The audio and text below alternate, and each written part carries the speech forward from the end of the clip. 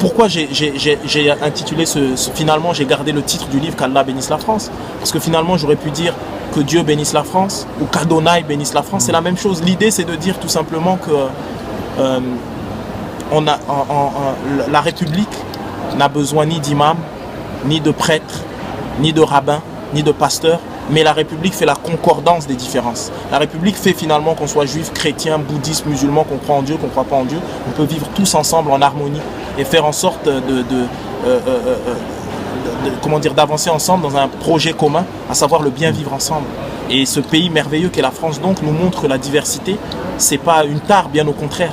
C'est quelque chose qui, c'est une force, c'est quelque chose qui nous rend plus ouverts, plus dynamiques. Parce que l'histoire que je raconte, c'est l'histoire de milliers, voire de millions de jeunes en fait. Et il y a cette idée de dire que c'est une histoire symbolique. C'est le fait de dire que on peut venir de cités, on peut venir de quartiers difficiles et transcender sa condition. C'est le fait de dire aussi que le déterminisme n'existe pas. C'est le fait de dire que évidemment on n'est pas dans un déni du réel. On voit les problématiques, on vit les problématiques, mais c'est pas pour autant que, comment dire, qu'on baisse les bras. C'est pas pour autant, tu sais, c'est comme, tu vois, on constate tous l'obscurité. Bien sûr, on voit les difficultés actuelles qu'on vit, mais je pense que c'est important d'allumer une bougie. C'est facile de dire oui, tout va mal, on le voit tous que les choses vont mal. Mais ce qui est important, c'est qu'est-ce qu'on fait soi pour essayer finalement d'être utile, de mettre sa pierre à l'édifice pour que les choses bougent positivement. C'est pas une sorte de thérapie à moindre coût que je me fais en faisant ça. C'est finalement, je questionne mes compatriotes, je questionne mon pays, je questionne mon époque et en questionnant mon pays, je dis est-ce que mon pays, la France, est-ce qu'on est à la hauteur de nous-mêmes? Est-ce que la France est à la hauteur d'elle-même? Est-ce que tous ces merveilleux préceptes que sont les préceptes républicains, laïques, etc., est-ce que ça permet véritablement le bien vivre ensemble? Est-ce que finalement ces institutions, qui sont des institutions merveilleuses et que c'est important, mais est-ce que les représentants, ceux qui représentent ces institutions-là, est-ce qu'ils sont à la hauteur? Est-ce que finalement on est dans le pays de Voltaire, de Rousseau, de Deleuze, de Césaire, de Derrida, de Sartre, Camus, etc. Est-ce que si aujourd'hui regardez la situation, j'ai presque envie de dire idéologique, philosophique de notre pays, est-ce qu'ils seraient fiers?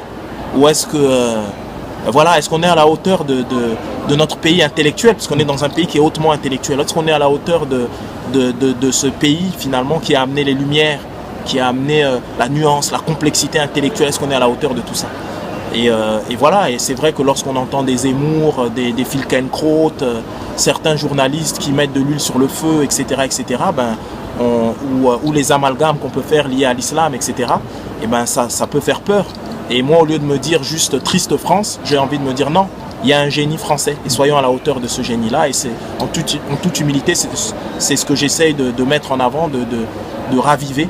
Et c'est un noir de cité qui s'appelle Abdel Malik et qui est musulman et qui appelle les bénédictions sur ce pays merveilleux qu'est la France et qui dit que voilà, qu'on doit avancer ensemble et que c'est possible. Et il faut faire fi des esprits chagrins qui nous disent qu'on ne peut pas vivre ensemble, etc.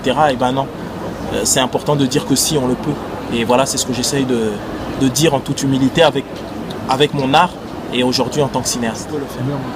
Et je me suis senti cinéaste le jour où Mathieu Kassovitz m'a dit que je devais réaliser mon film, que je ne devais pas laisser quelqu'un d'autre le faire, mais que je devais le faire moi. Et avant même d'aller dans le cœur du sujet, il m'a dit ça et je me suis senti cinéaste. Après, il fallait juste que je passe de la sensation au fait de le rendre effectif et réel.